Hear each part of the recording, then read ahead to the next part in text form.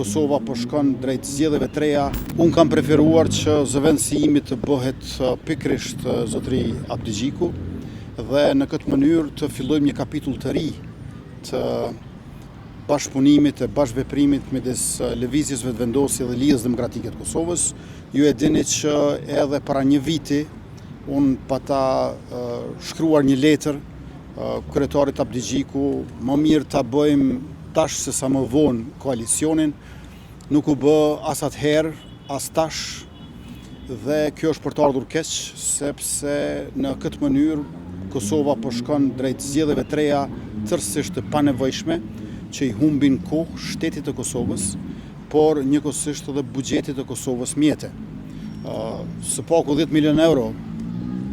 kushtojnë zgjedhjet e reja, të cilët do të sjellin